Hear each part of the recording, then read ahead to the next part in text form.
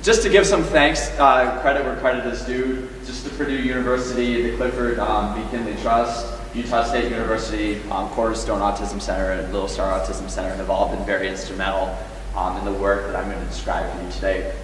So what I'm going to do is talk about activity schedules, what they are not, how they're used, and I'm going to show you a video that really wraps up these key concepts that shows actually a learner who's learning to use activity schedules. And then I'm going to go into 3 research studies that I've completed that discuss some novel applications for activity schedules. 2 of those are being published, and the third is a data set that I haven't showed anybody yet, and I'm actually really excited to show today. But if anybody wants any more background about the papers or the research that I'm about to describe, let me know and I'd be happy to provide that for you.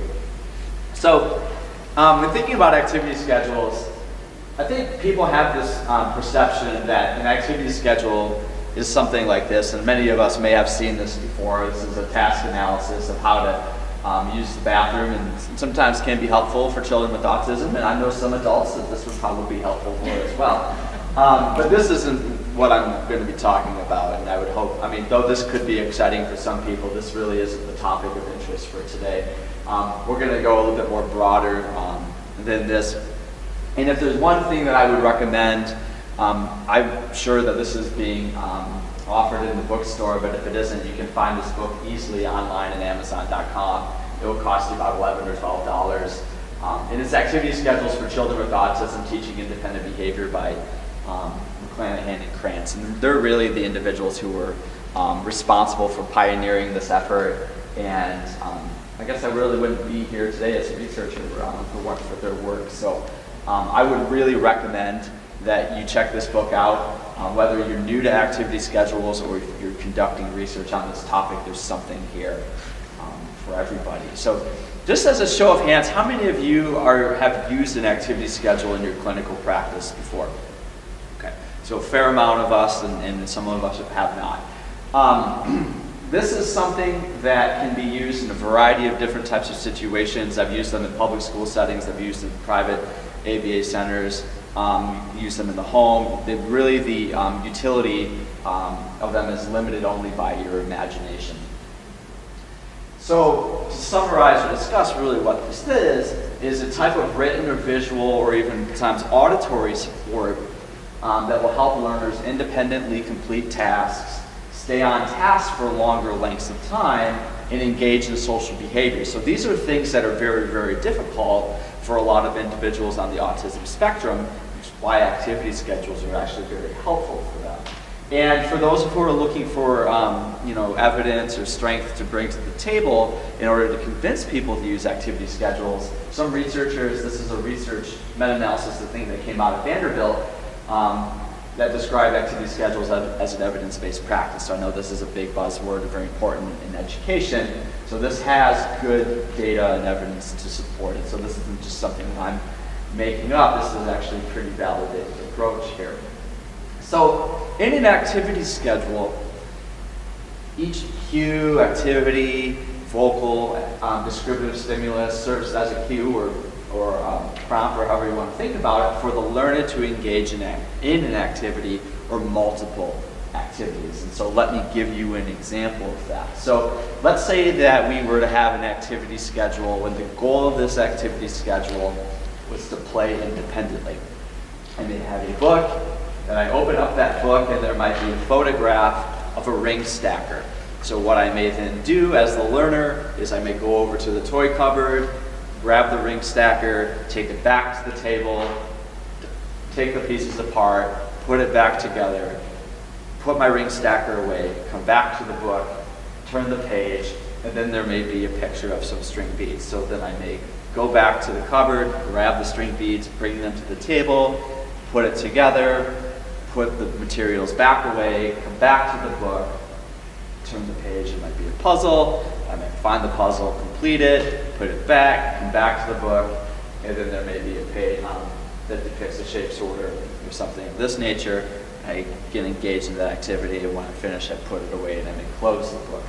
So these are very basic early learner skills or toys that I've described, but they don't have to be. They could be, again, tailored to the relative level or skills of the learner. And I'll talk about this a little later, but I'll bring it up now, and I can't emphasize this enough, that the learner already should know how to play with each of these toys before they're introduced in an activity schedule. So an activity schedule is not time to teach somebody to do something other than follow specific steps or follow a schedule. That is the behavior we are teaching. We are teaching the behavior of schedule following. So in order to set them up for success as much as possible, they should already have all of the other prerequisite skills that are necessary to follow that schedule. This is another example. I have morning routine up here, but that's a typo, excuse me, of appropriate play. So if you have somebody who can read, then you can just use written words. You don't need to use pictures. And you can also use voice output devices if somebody has a visual impairment that can also cue them to engage in these certain types of responses as well. So it doesn't need to be limited to visual stimuli. So think about an activity schedule, or the types that I'm going to describe anyway, as a basic form of a to-do list. So in early learner activity schedule, and we'll watch the video of Arlo here in a couple of minutes, he's going to be using a book that it's a small 3-ring binder with a simple picture on it that depicts what is expected for him to do. Whereas you and all of us here acknowledge the fact that we all have smartphones, are probably heavily reliant on our schedules. And in fact, I'm going to miss a meeting if it isn't in my smartphone, and that's how reliant I am. But adults engage in these behaviors, typically developing individuals engage in these schedule following behaviors. So this is an important skill for individuals on the spectrum to be able to learn in order to engage, again, in independent behavior and reduce the reliance on adults as much as possible.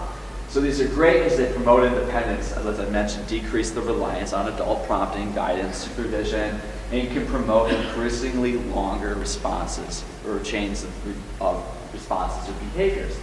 We're also going to show you that activity schedules provide us with a framework to integrate opportunities to make choices. So you can embed choice-making opportunities within an activity schedule to help improve the types of options or make available more options for an individual. And they can also be used to promote social interactions.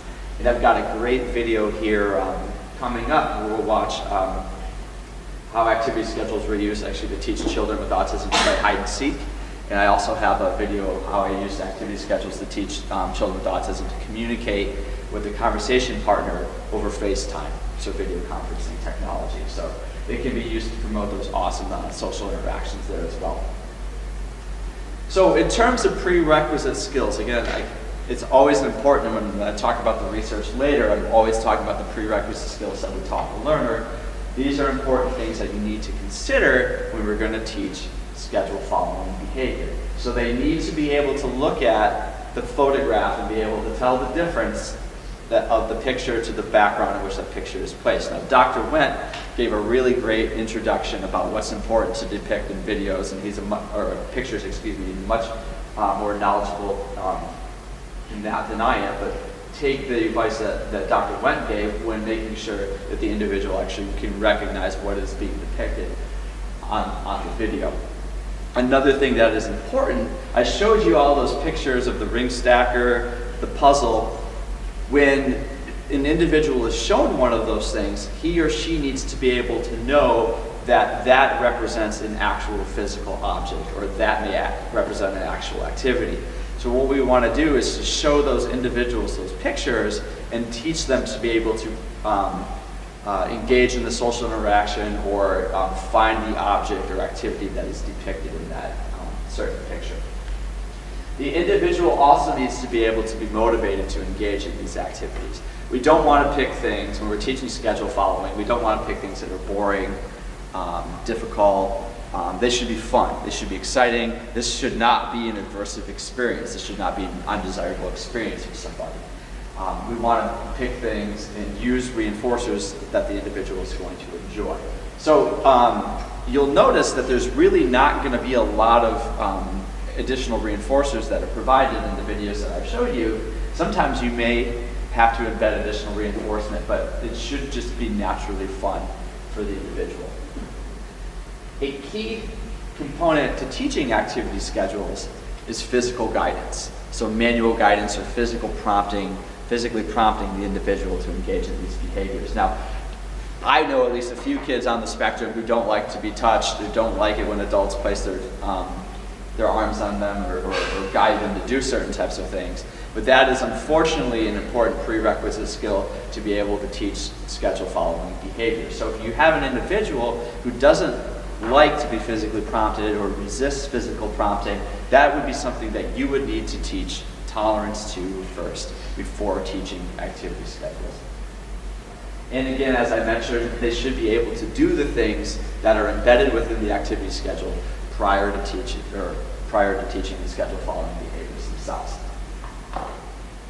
So when you create an activity schedule, and again, let's think about that example that I gave earlier of the individual playing with the ring stacker and the shape sorter and the puzzle, you want to make sure that you create and teach the schedule following behavior in as natural of a location as possible. So I may do that, but teach that specific schedule in the play area of my classroom. Okay, it's going to be done in the play area of my classroom. If you're going to teach the routine or work on the routine of preparing for bed or getting ready in the morning, you're going to want to teach those in the relevant locations, either in the bedroom or in the bathroom. If you're using this to teach or to work on cooking skills, then you're going to want to teach that in the kitchen or something that strongly resembles the kitchen. And I always recommend to have the materials always in the same location and within reach. So we don't want to make that unpredictable for the student. We want to keep all of that as consistent as possible because remember, we're teaching the skill of schedule following. So the string beads are always going to be in the same place. Okay? The shape sorter is always going to be in the same place. Now, if you want to teach the skill and work on the skill of finding, trying to locate something later, you might be able to embed that in the activity schedule once the learner becomes proficient. But again, to set them up for as much success as possible, everything needs to be at the same location and in close proximity of the activity schedule itself. And the activity schedule itself should always be at the same location. So if you want the child to go play, if you give them the instruction to go play, and that's the cue for them to grab their activity schedule and begin to follow the certain steps that are depicted in it, you want that book to always be in the same location, so he or she is likely to go find it and engage with that schedule.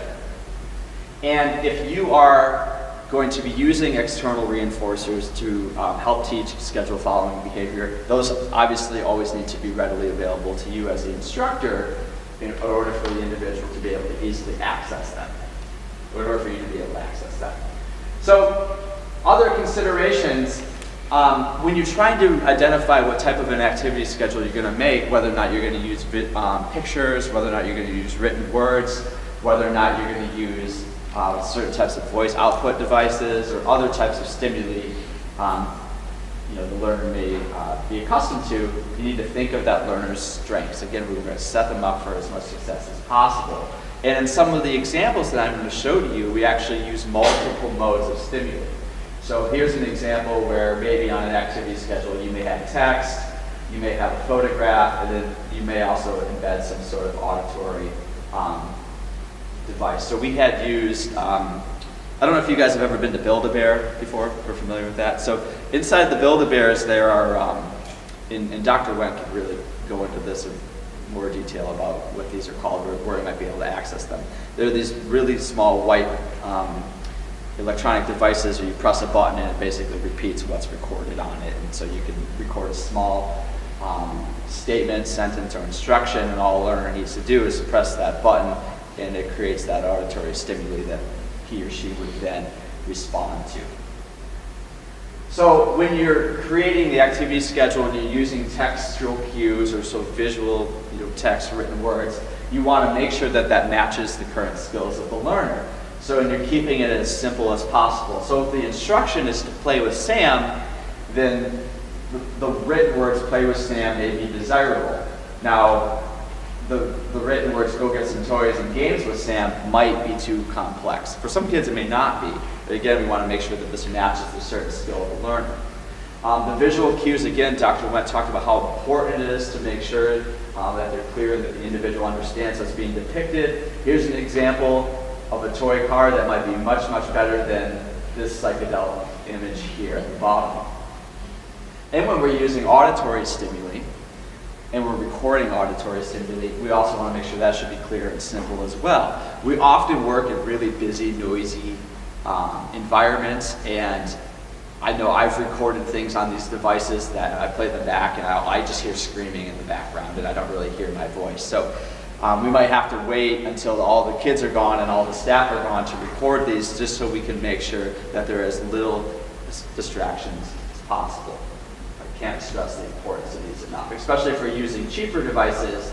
They may not record the audio as well as the devices that may have a little bit more capability. And for those of us who are teachers, we know how important it is to save as much money as possible with that. So, in creating an activity schedule, we want to teach the learner to respond to each cue. So we're teaching, again, that picture to object correspondence. So we teach, and this is pre-taught before introducing the activity schedule. So again, if I want the learner to find a shape sorter, I'm going to show them the photograph of the shape sorter, and I may physically guide them to locate that shape sorter on the cell. Likewise, if I want them to play with the pegboard, I will show them a photograph of the pegboard and may physically guide them to go to that pegboard.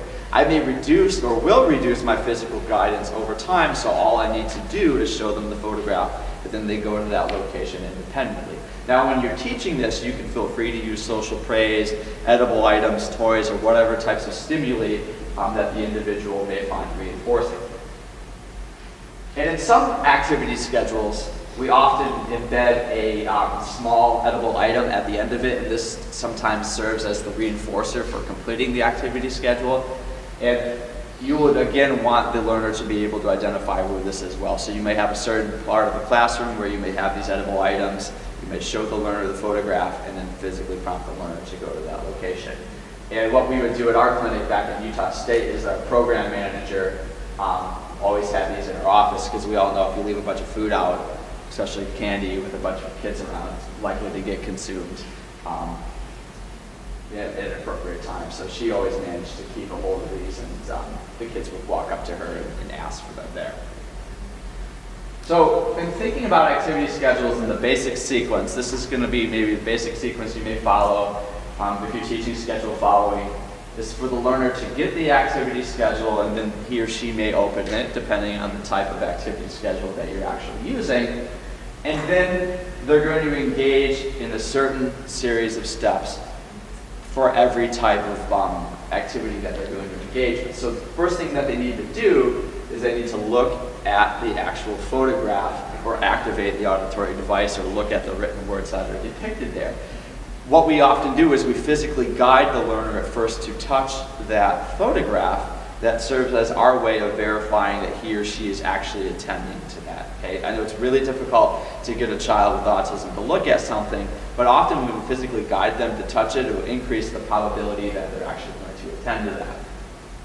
So then after they attend to that item or activity, they will go in and they will obtain the materials, they will complete the steps necessary within that task, then they will clean it up, put the materials away, return to the schedule, and then turn the page. And we'll show you some great examples here in a minute. Yes, kids with autism, believe it or not, can actually complete it on task, clean it up, put it away, and then move on to something else without having a tantrum or without having to rely on an adult to have them do that, which is a fascinating thing and some of the things that, one of the things that many children struggle with.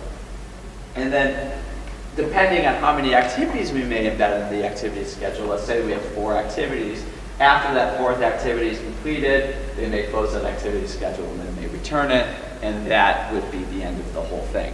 So when you're scoring this or when you're taking data, what I really recommend that people do is just use a percentage of correct responses measure to be able to track the acquisition and independence of this skill. So I basically just break this down and do a task analysis of everything that the individual is going to do, and I mark whether or not they did it correct independently without physical prompting. I mark whether or not they may have done it incorrectly, or I may mark if I'm teaching it what level of prompting that I may use. So that is the way that I would recommend that you score and keep track of this using percentage of correct responses measure. So did they or did they not do each step? And when you're taking data on this, it's important because then you're going to be able to identify areas that you may need to further improve the learner on. So we notice that sometimes children are going to have a really difficult time with maybe cleaning the materials up, or they may have difficulty turning the page, they may have difficulty finding things, and that provides us with important information about where we need to provide additional or extra supports in order to reduce the amount of errors that the individual is making. So we always recommend that when you're teaching an activity schedule to use 5 activities or less, and I would probably say maybe you start with 2 or 3. Okay, don't expect them to engage with 10 different things right up front. You can start with 2 or 3 activities, and then maybe you can build it later to maybe be 10 or maybe be longer, but start simple and start small, because again, you're teaching the behavior schedule following. You want to select activities or toys that have a clear beginning and end that are easy for them to manipulate, and we'll talk about integrating open-ended activities here in a minute. And we like to include, and this is just our own clinical recommendation, I don't know any research that supports this, but I can't think of a reason why this would be bad, but try to at least include one social initiation within the activity schedule. So that was the example where we have our kids come up and ask for an edible toy or an edible item at the end of each activity schedule. That's at least a way for them to demand for something and engage in one type of social interaction. And that is usually the preferred snack in that case, so the schedule ends with. So these are some examples of closed-ended activities. String beads. I recommend limiting the number of beads that you may have in this activity. So if you have a string, and sometimes these string bead activities come with about 20 or 30 string beads, maybe have 3 or 4. Okay, so make it simple for the learner to complete. If you're going to use matching cards, limit the number of card pairs. If you're going to integrate coloring or drawing, you may even give a partially completed picture or simplify the picture just so the individual can complete it quickly or can easily complete it, and so you can increase the complexity of that activity as time goes on, because again, we teach you the behavior schedule following. When teaching, we may give the same given instruction, go play, go find something to do, but the recommendation is to use that same instruction every single time. And then this is going to be the last time you are going to talk to the kid, or to the student, excuse me, until the end of the activity schedule, or unless there's a programmed social interaction.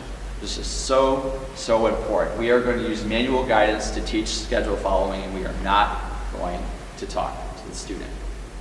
The reason being, using physical guidance, the individual is always engaging with the stimuli or the items in front of him or her. So we're standing behind the person and we're physically prompting them to engage in activities.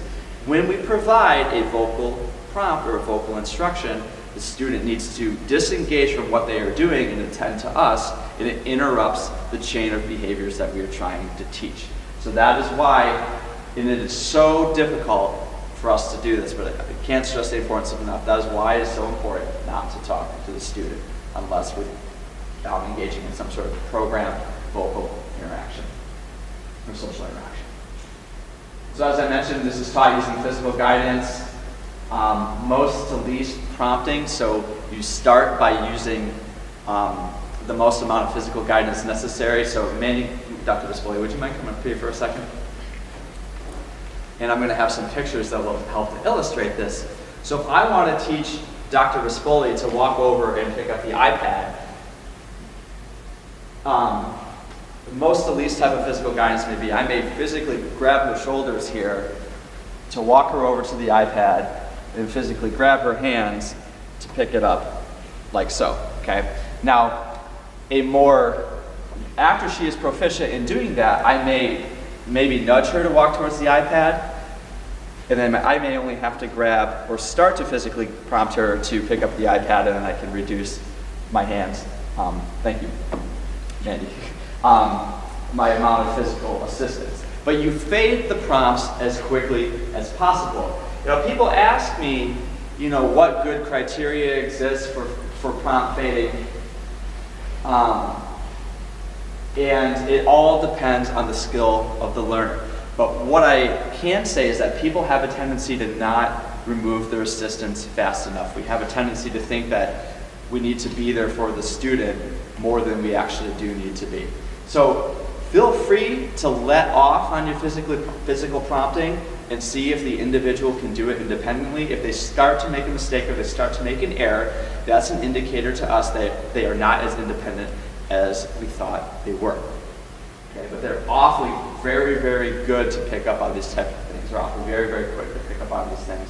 And I'll show you data from the research studies is that the kids that I've been working with can generally do about 50% of the tasks within the first session or two. So the kids can pick up on this very, very quickly.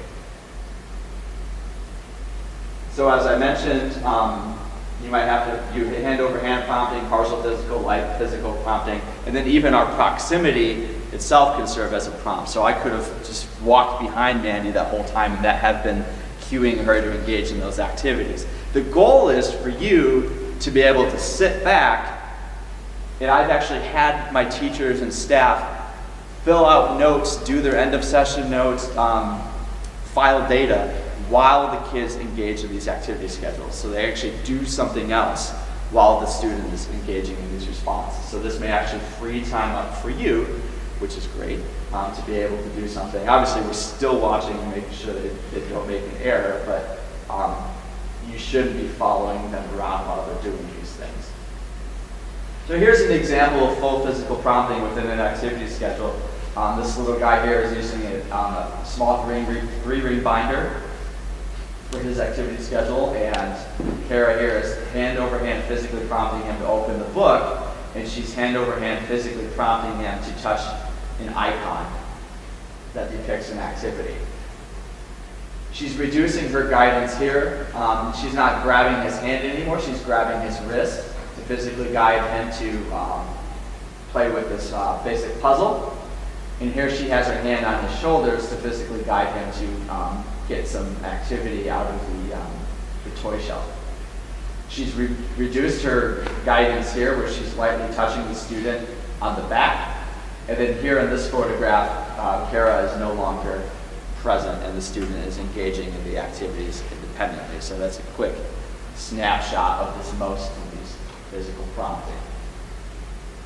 So some students require additional reinforcement. Again, we're not talking to the student during this time, but some kids might need some additional supports. So if that's the case, then you always want to make sure that you're delivering reinforcers from behind. And this would be one instance maybe where I would recommend using a small edible item because they can quickly consume that item and continue to engage in the activities. If you give them a toy or if you give them something else to play with, it seems like they'd have to disengage or step away from that task for a certain length of time to be able to do that, and it interrupts the response chain that you're trying to teach. So try to make it so you have a powerful reinforcer, but something that does not disrupt the flow of the activity schedule itself. And you might even use a token board or some sort of token reinforcement, conditioned reinforcement in that case, to do that as well. Let's say if you only had a student who was motivated by toys, then you could use maybe a token economy as a type of external reinforcer. But again, the trick is you have to time that last token at the finish of the activity schedule so you didn't interrupt the activity schedule itself. So I love it when I just get ahead of myself on the slide. So that is exactly what I just said. So, and sometimes you might have to use a combination of tokens and reinforcers. Again, it all just depends on the skill level of the learner. You want to fade them as much as possible, as quickly as possible, because again, the goal is for them to be independent. And what you want is the independent play or the independent activities within the schedule itself to be reinforcing. And then you might introduce more social interactions or social opportunities once those begin to be reinforcing for the learner to help it make it more naturally fun and exciting. So here's an example here of, this was our old program assistant back at Utah State, Megan, and here's a photograph of some goldfish. So we had a learner who could not, didn't really have reliable vocal language, but he was really good at using picture exchange communication system here. So what this was attached, the goldfish was attached to this activity schedule with Velcro. So this learner would remove that picture and he would walk over to Megan and he would hand that to Megan and she would then give him the goldfish. So we had set this up so Megan knew that he was coming. So always should the person, if you're going to embed this social interaction, somebody should know that there's going to be a child that's about to come up to them and ask for something, and she should have that readily available. So, as Dr. Vespolia was talking about, kids with autism often engage in challenging behavior, and activity schedule use is no different. And often, we make mistakes and children make mistakes when they're learning, so it's important things to consider. So, if a student makes an error, you may need to increase the level of prompting temporarily. So instead of using a partial physical prompt, you may have to use a full physical prompt next time. You may have to go back and reteach the entire schedule with manual guidance, because when you do that and you're manually guiding somebody, then they shouldn't be making any errors because you're physically prompting them through the whole thing. So again, this is about teaching a chain of responses, and if we could show them the sequence and reduce the amount of errors, and may increase the probability that they won't make errors independently in the future. If they engage in challenging behavior, you may start over. You may consider the motivation for the activities within the schedule. If you're using things that aren't preferred, that are lame, boring, not exciting for the student, I would recommend that you find some things that are. And you may also consider adding some better reinforcers if challenging behavior persists. Or you might just have to treat the challenging behavior first and then introduce the activity schedule after the individual challenging behavior has subsided. So, you have to kind of pick your battles with what you're going to do, and if the challenging behavior really starts to overshadow all the other aspects of the child's life, then clearly the challenging behavior needs to be changed or fixed, because no learning is ever going to occur if the kid continues to engage in challenging behavior. So, other changes that we may make to our activity schedule is that we always want to rearrange or randomize the order of the photographs that are in the activity schedule, the order of the auditory cues in the activity schedule, in order to ensure discriminative control, in order to make sure that the individual is actually paying attention to the photograph on the activity schedule, and that he or she has not just memorized a sequence of responses. So it is very important from the beginning to always change the order of the photos every single time you do this, so they have to pay attention to what's depicted there.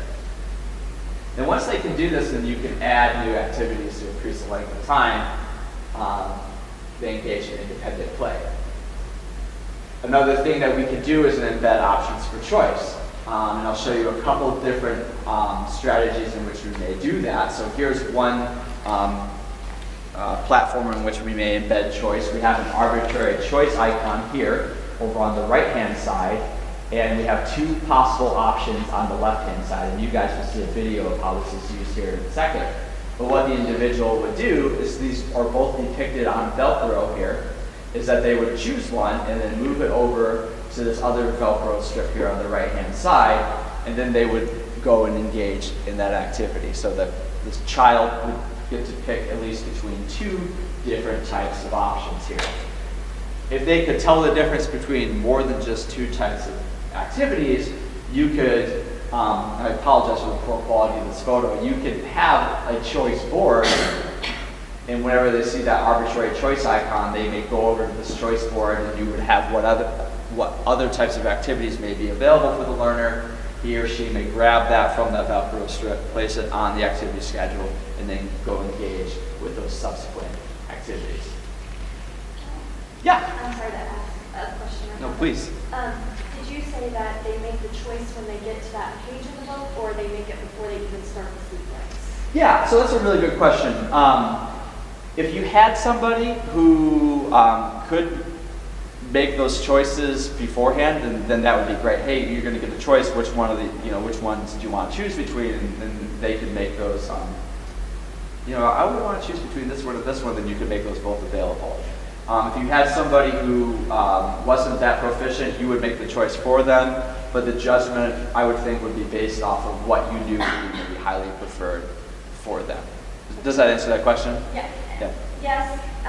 One extension, is it done before you even present the whole sequence to them, or is it they do the first page, they do the second page, and then they get to the third page where there's a choice? Do they make that decision then, or do you make that decision then, or do you do it before you even give the initial directive of go flag? Oh, okay, yeah, I see what you're saying. So let's say that this is the third page in the activity schedule. Right. Then at that point, after they've already engaged in the two activities, they get here, then they make the choice, and then they engage with that one that they just selected. So they immediately get what they just chose here. Okay. Does that answer that? Cool. Thank you for that clarification. Other things that you can do, so I talked about closed-ended activities, things that have a discrete start and finish.